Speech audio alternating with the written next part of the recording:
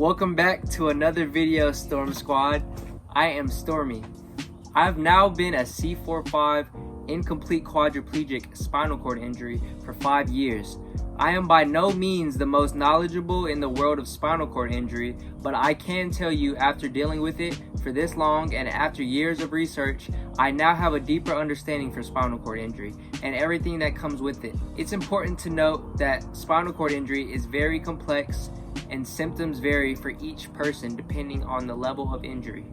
Spinal cord injury goes much deeper than just being in a wheelchair, and in this video, I'm going to be covering incomplete versus complete injuries, muscle spasms or spasticity, and handling muscle spasms, autonomic dysreflexia, and my experience with spinal cord injury, and just a little bit of what someone with a spinal cord injury deals with on a daily basis.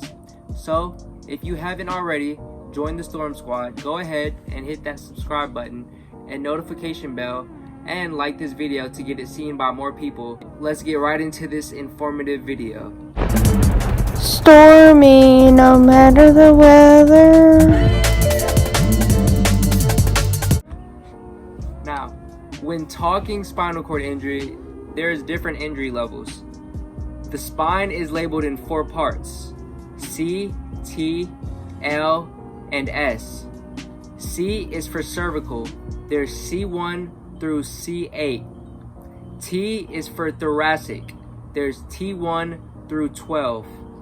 The L is for lumbar, and there's L1 through L5. And the S is for sacral. There's S1 through S5. I am a C4 spinal cord injury, meaning the injury is taking place about midway down the cervical spinal cord. Now, let's talk about complete versus incomplete spinal cord injuries. A complete spinal cord injury causes a total loss of muscle movement and sensation below the level of injury, and an incomplete spinal cord injury retains some of the level of function and feeling below the level of injury. Spinal cord injuries are rarely classified as anatomically complete, even if there's no sensory motor function below the level of injury, meaning there's always likely to be fibers left after injury. Now, let's talk about muscle spasms and the causes of spasticity. Basically, muscle spasms are caused when the normal flow of signals from the brain through the spinal cord is disrupted. Instead, the signals are sent back to the motor cells in the spinal cord and cause a reflex muscle spasm. This can result in a spasm-like twitch or jerk of the muscle, which for some can be painful, and if violent enough can throw some people out of their wheelchair or leave them in weird or uncomfortable positions. This may then cause pressure sores, also known as pressure injuries, and skin breakdown. Spasms can also lead to incontinence because the bladder and sphincter are muscles, and if they spasm, it can make someone with a spinal cord injury have an accident on themselves. Okay, now into the good news about spasms. There is usefulness to having muscle spasms, okay? Some have learned to use their spasms to their advantage in daily function situations, like emptying the bladder or transferring or dressing. Or in my experience, I've used it to help me grab objects. Like right now, I can demonstrate to you a muscle spasm in my hands, okay? So if I take a very deep breath, you'll see my hands spasm or twitch a little bit, okay? I can use that to pick things up or grab things in certain situations, okay? So, muscle spasticity can also help someone with SCI retain muscle tone and strength and prevent atrophy of bone and muscle, and can also help with increasing blood flow. There are medications and ways to prevent muscle spasms, okay? You can do things like stretching and exercising your muscles, getting plenty of sunlight or vitamin D, drinking plenty of water, and a good clean diet with whole foods that have vitamins and minerals that the body needs, okay? Like I just mentioned, vitamin D, you want to have foods with magnesium, calcium, zinc, iron, folate, and B vitamins. Those are all ways to reduce muscle spasms. Other ways to reduce spasticity are medications and surgery. okay? One of many medications being oral baclofen, and supplements which reduce inflammation like turmeric or CBD. Some procedures one might have is the implantation of a baclofen pump, which is a catheter-like delivery system which provides baclofen right to the target area of the spinal cord, okay? Other procedures to reduce spasms are Botox and phenol injections. Okay, Botox is basically like putting a glove over the nerve so your muscle spasms won't be as strong, or phenol injections cause the nerves to shrivel and slowly regrow back. None of which do I prefer because of the reduction of movement and muscle spasticity I would have. But some people see it as a viable option which they need.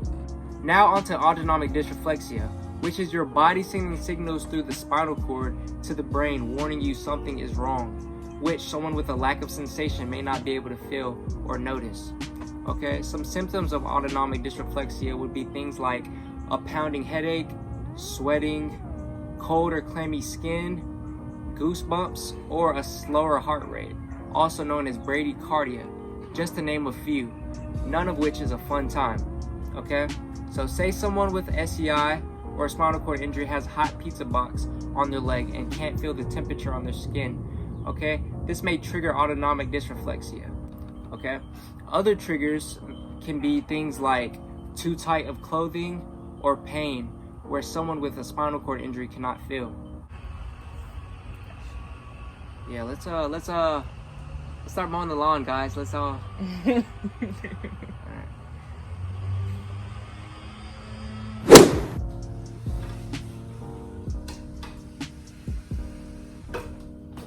Okay, now I know all of this information may seem like a lot of bad news for someone with a new spinal cord injury, but there is hope for the future, okay? Right now there are ongoing studies of stem cell research, which I've had, and you can see me have stem cell injections in a previous video, which I'll link at the top of this video, and neuromodulatory electrical stimulation of the spinal cord, and EEG-driven rehab using drug therapy, including sensory feedback studies in animals in Switzerland and human studies in the United States being trialed, which are showing recovery in spinal cord injury by increasing neuroplasticity and excitability of the spinal cord, all of which is promising news for those recovering and for us to eventually fully understand all of the physiological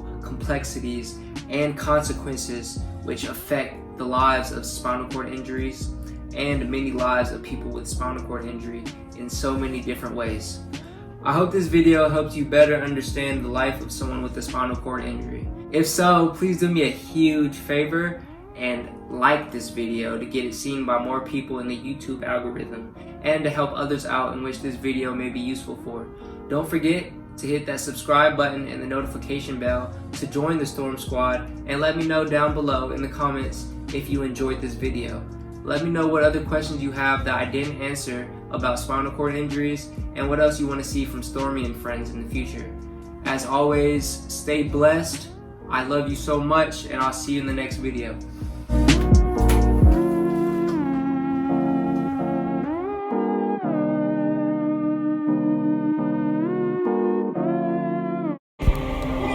Subscribe to Stormy and Friends.